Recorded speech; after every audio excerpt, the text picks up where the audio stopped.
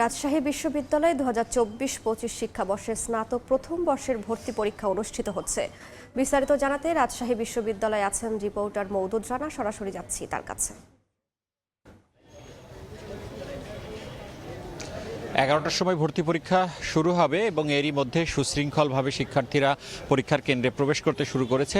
আমরা রয়েছি মমতাজউদ্দিন কলা ভবনের সামনে। আমরা যেটি দেখেছি এখানে যারা রয়েছেন তারা প্রত্যেকটি শিক্ষার্থীর যে প্রবেশপত্র সেটি তারা যাচাই বাছাই করছেন। এরপর তারা পরীক্ষার যে কেন্দ্রে সেখানে প্রবেশ করতে দিচ্ছে এবং 1 ঘন্টা আগে থেকেই 10টার সময় শিক্ষার্থীরা কেন্দ্রে প্রবেশ করতে শুরু করেছে, যার কারণে কোনো ধরনের ভোগান্তি নেই।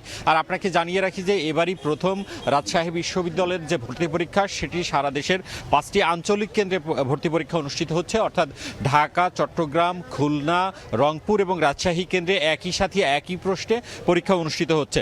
এবং আজকে বি ইউনিটের ভর্তি পরীক্ষার মধ্য দিয়ে এই ভর্তির কার্যক্রম শুরু হলো এবং এখানে 559টি আসনের বিপরীতে প্রায় 42,000 শিক্ষার্থী অংশগ্রহণ করছে, অর্থাৎ একটি আসনের বিপরীতে 76 জন শিক্ষার্থী অংশগ্রহণ করবে।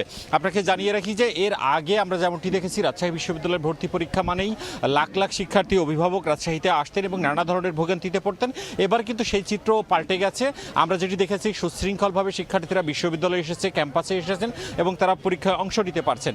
বিশ্ববিদ্যালয় প্রশাসনের পক্ষ থেকে যেটি বলা হচ্ছে যে কোনো ধরনের ভোগান্তি নেই এবং যাতে নিরাপত্তা ব্যবস্থা ঠিক থাকে সে লক্ষ্যে গোয়েন্দা, র্যাব, পুলিশ এবং অন্যান্য যেসব বিশ্ববিদ্যালয়ের শিক্ষার্থী রয়েছেন, কর্মকর্তা রয়েছেন, রোভার স্কাউট, বিএনসিসি, তারাও কিন্তু কাজ করছে এবং আমরাও যেটি দেখছি যে খুবই সুশৃঙ্খলভাবে প্রথমবারের মতো রাজশাহী বিশ্ববিদ্যালয়ের এই ভর্তি পরীক্ষা অনুষ্ঠিত হচ্ছে। এবং এই যে আজকে যে বি ইউনিটের ভর্তি পরীক্ষা হচ্ছে এখানে বিজ্ঞান বিভাগের শিক্ষার্থীরা, বাণিজ্য বিভাগের শিক্ষার্থীরা এবং মানবিক বিভাগের শিক্ষার্থীরা পরীক্ষায় অংশগ্রহণ করছে।